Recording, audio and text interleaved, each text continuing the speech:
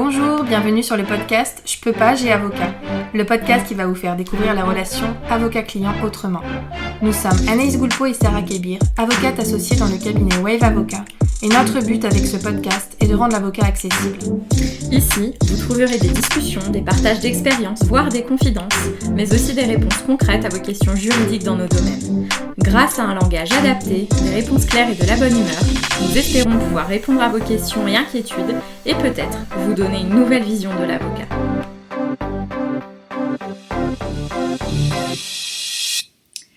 Bienvenue dans ce nouvel épisode du podcast. Une fois n'est pas coutume, aujourd'hui on va réagir à une série télévisée, en l'occurrence à 2 épisodes de Plus belle la vie qui ont été diffusés la semaine dernière, suite à quelques commentaires nous faisant des clins d'œil suite à la sortie de ces épisodes. Alors effectivement, on les a regardés et on a constaté que certains clichés de la vie de l'avocat sont repris et alimentés à notre grand désarroi, puisque le but de ce podcast, c'est de vous montrer qu'une relation avocat-client est possible et que un certain nombre de clichés et de préjugés n'ont aucune réalité dans notre vie professionnelle courante. Alors sans plus tarder, on va les reprendre un par un. On en a sélectionné 2 et puis on dira un petit mot sur les autres parce qu'il y en a quand même un certain nombre. Alors le premier porte sur la qualité de maître, le titre de maître. On l'a déjà abordé cette question-là dans le podcast, notamment parce que un certain nombre de justiciables nous confient avoir une difficulté avec ça, ne pas savoir comment s'adresser à son avocat, quelle est la formule de politesse qu'on emploie. Généralement, quand la question m'est posée, je leur explique qu'effectivement, normalement, on doit appeler un avocat maître, comme on appelle un médecin docteur qu'on le croise dans son cabinet ou même à l'extérieur de son cabinet, mais que si jamais un client venait à m'appeler madame, je n'y vois pas spécialement d'inconvénient, sauf si c'est fait dans une démarche peu respectueuse, ce qui est rarement le cas. En l'occurrence, dans cet épisode de Plus belle la vie, on voit un procureur de la République saluer 2 avocats. Et en s'adressant à l'avocate, donc à une dame, il l'appelle madame, et en s'adressant 5 secondes après à l'avocat masculin, il l'appelle maître. Donc là oui, j'y vois une difficulté sérieuse. On dira pas que c'est misogyne, mais presque. J'y vois une difficulté parce que là, on est dans une démarche qui n'est pas acceptable. Ce sont 2 avocats. Qu'il y ait une avocate et un avocat, peu importe, ce sont 2 avocats. Donc si on s'adresse à eux, soit on les appelle madame et monsieur, soit on les appelle maître, mais il n'y a pas lieu de faire une distinction de genre en disant à l'avocate madame et à l'avocat maître. Là, effectivement, j'y vois une difficulté. D'autant plus que dans cet épisode, c'est un procureur qui s'adresse aux avocats, donc il connaît les usages et les appliquants, il devrait les appeler maîtres. Mais pour revenir sur ce qu'on s'est déjà dit dans ce podcast, Anaïs et moi ne faisons pas de difficultés quand un client nous appelle madame. Ça peut arriver, selon les clients, certains, soit parce qu'ils ne savent pas qu'il faut nous appeler maître, soit parce que ils ont pris l'habitude de nous appeler madame. On ne fait pas de difficulté avec ça. Encore une fois, quand ça reste respectueux, on considère que, je préfère qu'on m'appelle madame, mais qu'on me respecte plutôt qu'on m'appelle maître avec dédain. Donc, pas de difficulté. En revanche, bien entendu, quand ce sont des juges, des procureurs, des conseillers prud'homaux, des greffiers, ils connaissent les usages, là encore une fois, donc dans la vraie vie, que ce soit une avocate ou un avocat, ils ne feront pas de différence et ils nous appelleront maître de la même manière que quand on croise un juge, un président de juridiction, un greffier, on va dire bonjour madame la greffière, bonjour monsieur le greffier.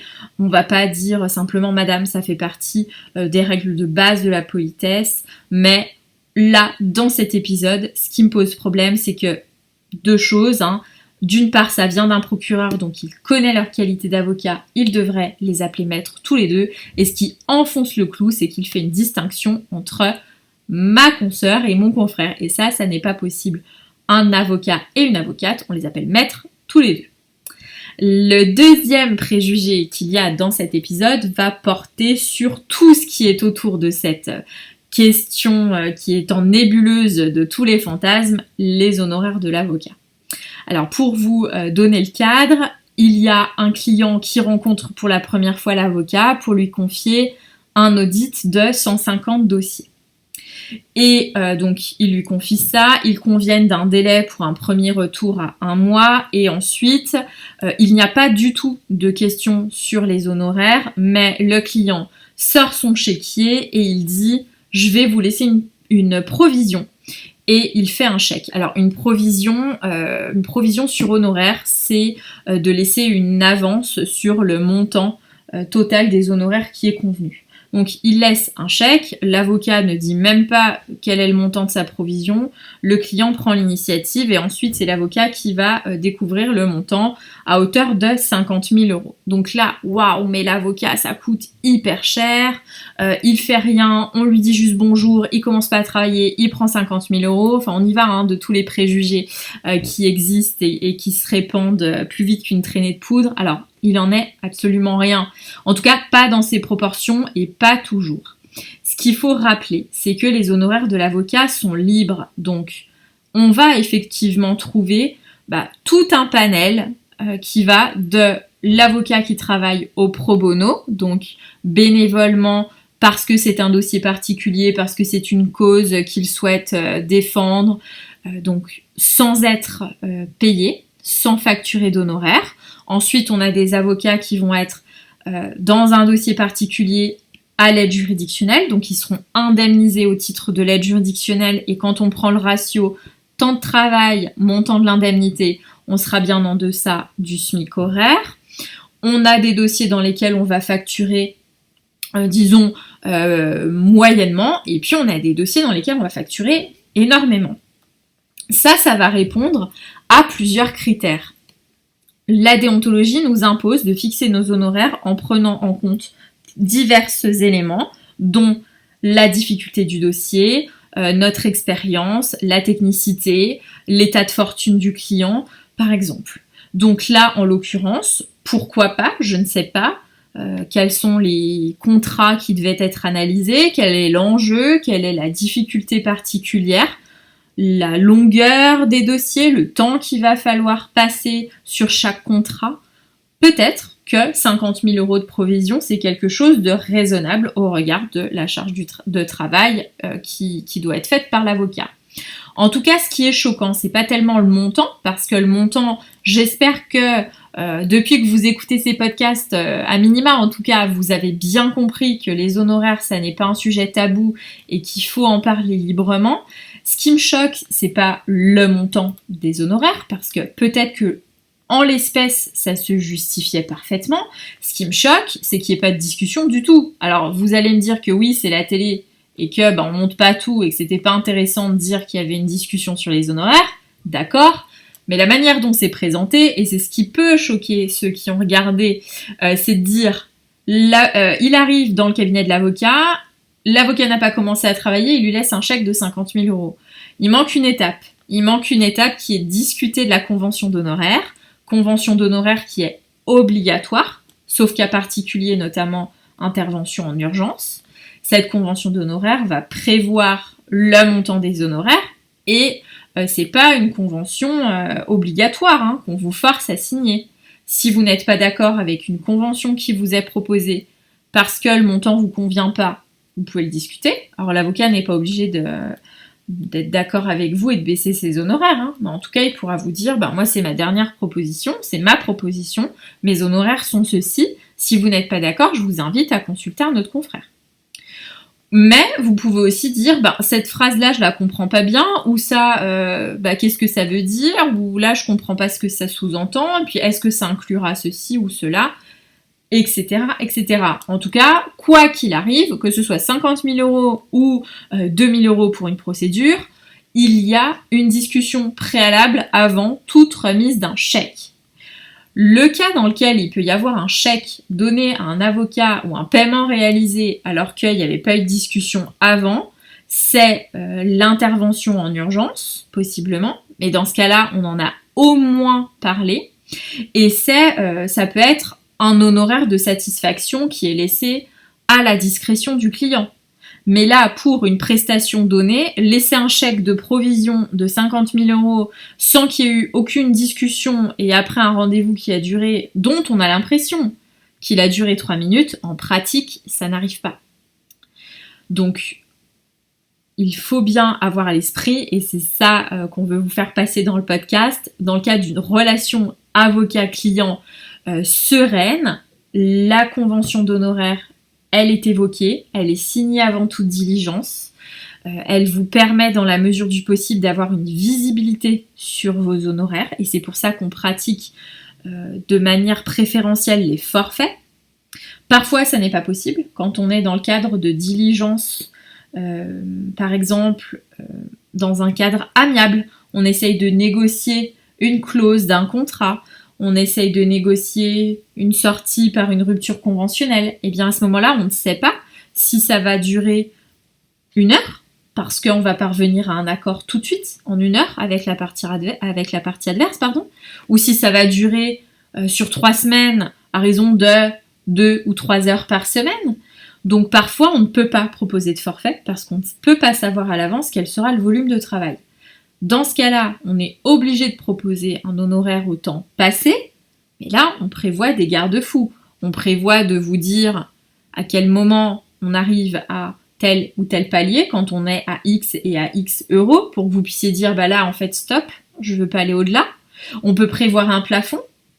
Vous pouvez dire, bah ok, vous m'assistez, c'est au temps passé, j'ai bien compris qu'on ne peut pas déterminer le temps que vous allez y passer, par contre, je veux pas que ça me coûte plus de temps. Ça peut être intégré à la convention d'honoraires. Donc tout ça pour vous dire que la manière dont ça s'est passé dans Plus belle la vie n'est pas ce qui arrive en pratique, ou en tout cas ça n'est pas censé arriver comme ça.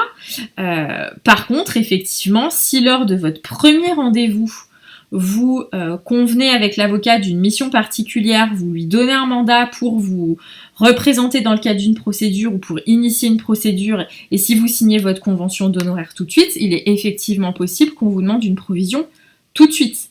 Beaucoup d'avocats ne travaillent pas s'ils n'ont pas une provision qui va leur permettre de couvrir les diligences à venir.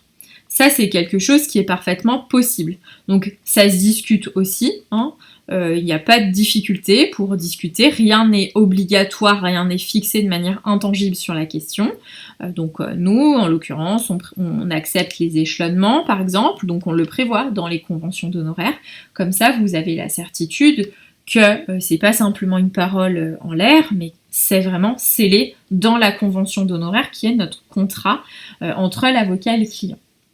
Donc voilà pour cette question sur les honoraires. 50 000 €, pourquoi pas? C'est possible en fonction du dossier, en fonction de l'enjeu, en fonction du volume de travail, mais vous qui écoutez le podcast, si vous avez une difficulté, en tout cas dans nos matières, si vous avez une difficulté en droit de la famille ou une difficulté en droit du travail, a priori, ça devrait vous coûter bien moins que ça, sauf à ce qu'on ait des dossiers avec des enjeux extrêmement importants et donc des honoraires de résultats éventuellement extrêmement élevés, mais c'est extrêmement rare.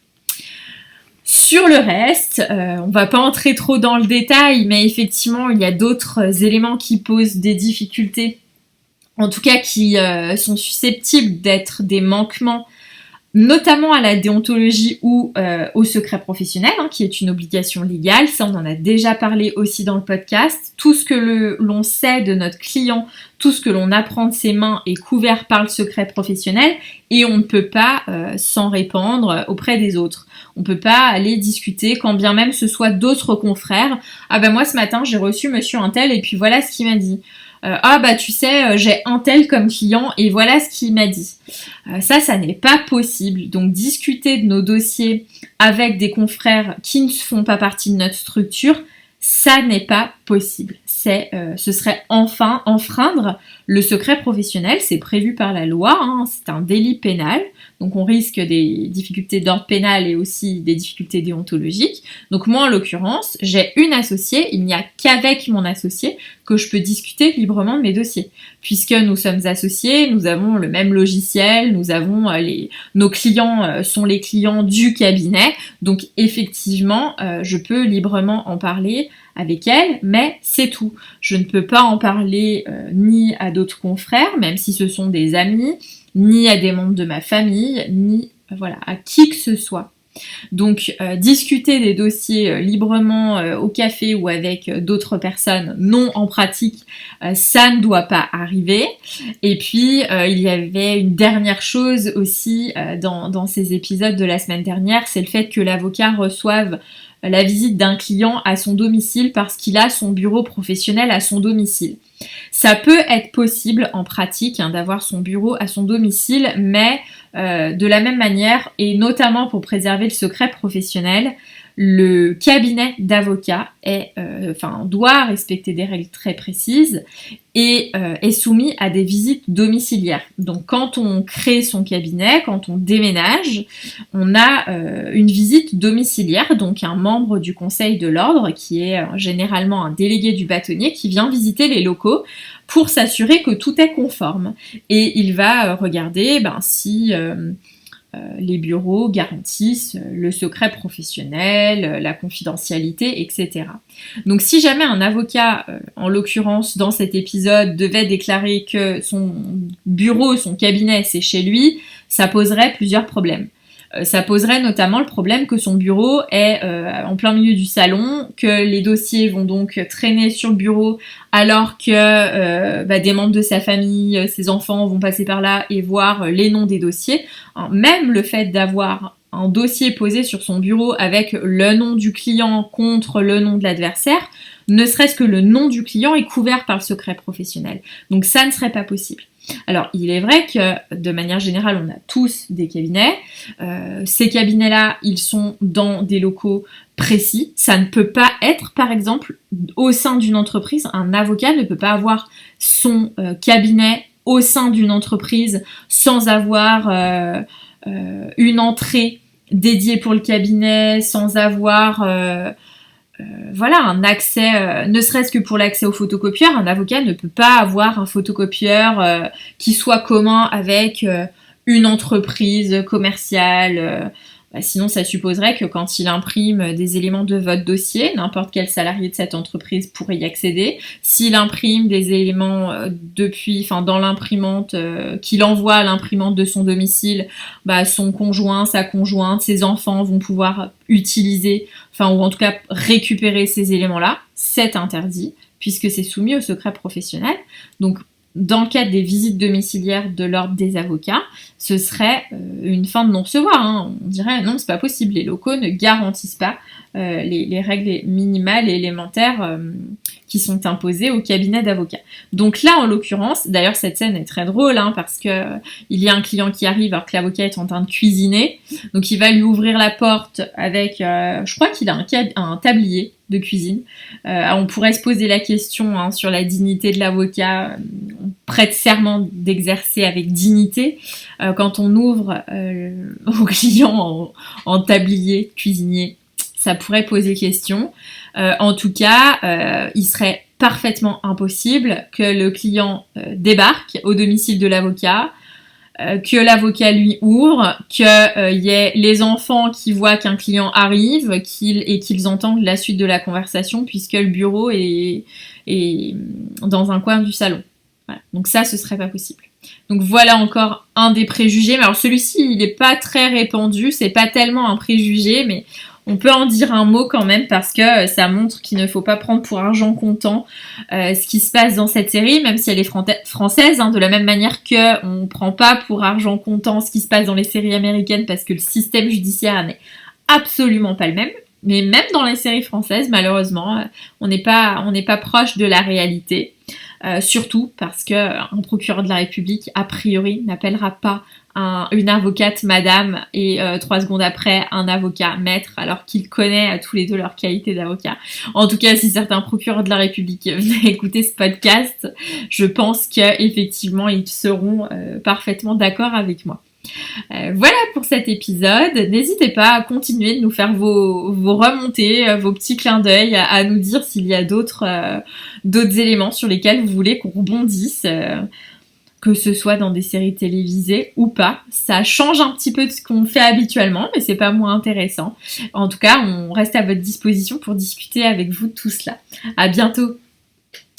Merci d'avoir suivi ce podcast. Pour nous soutenir, n'hésitez pas à nous laisser une note et un commentaire sur les plateformes de podcast.